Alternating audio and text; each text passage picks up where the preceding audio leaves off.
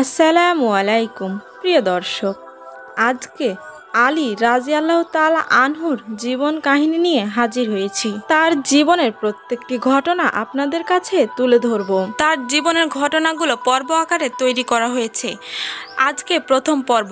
পরবর্তী পর্বগুলো দেখতে চাইলে অবশ্যই কমেন্টে জানাবেন, আর আমাদের চ্যানেলটি লাইক সাবস্ক্রাইব করে পাশে থাকবেন, কারণ আপনাদের একটি লাইক সাবস্ক্রাইব আমাকে পরবর্তী ভিডিও বানাতে উৎসাহিত করে। চলুন আজকের গল্পে যাওয়া যাক। ইসলামের তৃতীয় খলিফা হযরত আলী রাদিয়াল্লাহু তাআলা আনহু মক্কায় কুরাইশ বংশে আনুমানিক 601 খ্রিস্টাব্দে জন্মগ্রহণ করেন। এই বংশের দায়িত্ব ছিল পবিত্র কাবাঘর রক্ষণাবেক্ষণ করা। এই বংশের একটি শাখা হচ্ছে হাশেমি। আলীর মাতা ও পিতা উভয় হাশেমি বংশের ছিলেন। আলীর পিতা আবু তালিব কাবার প্রহরী এবং শক্তিশালী কুরাইশ গোত্রের একটি গুরুত্বপূর্ণ শাখা বানু হাশিমের শেখ ছিলেন। আলীর দাদা বনি হাশিম বংশের কিছু সদস্য সহ হানিফ ছিলেন বা উত্থানের পূর্বে একশরবাদী বিশ্বাসী পদ্ধতির অনুসারী ছিলেন।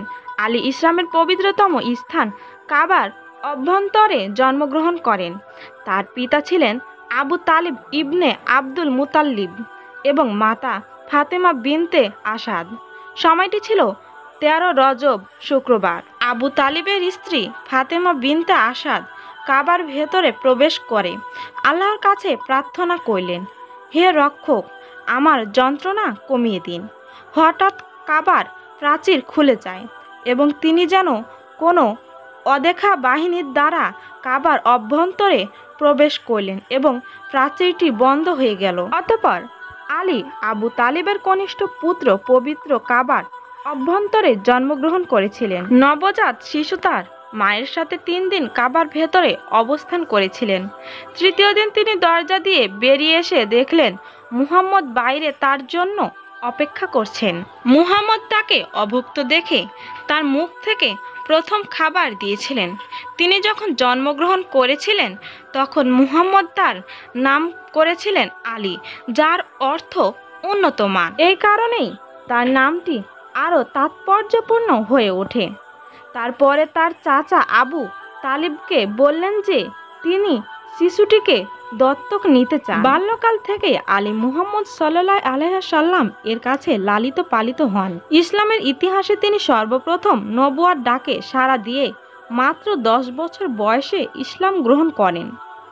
তিনিই প্রথম পুরুষ মানুষ যিনি ইসলাম ধর্ম গ্রহণ করেছিলেন ও তিনি পুরুষদের মধ্যে সর্বপ্রথম যিনি মুহাম্মদ সাল্লাল্লাহু আলাইহি সাল্লামের সাথে নামাজ আদায় করেন। আলী শুরু থেকে মুহাম্মদের সুরক্ষার কাজ করেছিলেন এবং মুসলমানদের প্রায় সকল যুদ্ধে অংশ নিয়েছিলেন।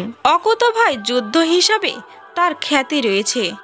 বদর যুদ্ধ বিশেষ বীরত্বের জন্য মুহাম্মদ তাকে জুলফিকার নামক তরবারি উপহার দেন। খাইবারের সুরক্ষিত কামুস দর্গ জয় করলে মুহাম্মদ সাল্লাল্লাহু আলাইহি সাল্লাম তাকে আব্দুল্লাহ বা আল্লাহর সিংহ উপাধিতে ভূষিত করেন। এছাড়াও নবী করিম গাদের খুমের ভাষণ তাকে মুমিনদের মাওলা হিসাবে আখ্যায়িত করেন। প্রিয় দর্শক, এই হলো তার বংশ পরিচয়।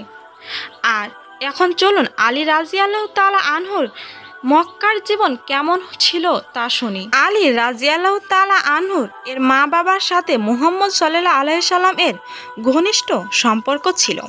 মুহাম্মদ সাল্লাল্লাহু আলাইহি সাল্লাম যখন এতিম হয়েছিলেন এবং পরে তার দাদা আব্দুল মুতাল্লিবকে হারিয়েছিলেন, আলীর বাবা তাকে তার বাড়িতে নিয়ে যান।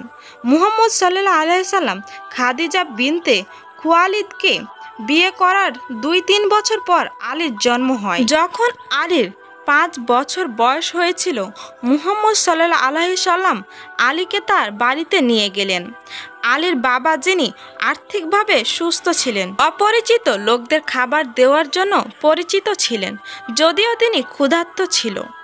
আলী দত্তকের পরেই মুহাম্মদ সাল্লাল্লাহু আলাইহি সাল্লামের নিকটে থাকতেন। মুহাম্মদ সাল্লাল্লাহু আলাইহি সাল্লাম যেখানেই গেছেন আলী রাদিয়াল্লাহু তাআলা আনহু সারাক্ষণ তার সাথে ছিলেন। এমনকি হেরা পর্বতমালাও যখন তিনি ধ্যানের জন্য গিয়েছিলেন আলী বেশিরভাগ সময় তার সাথেই যেতেন।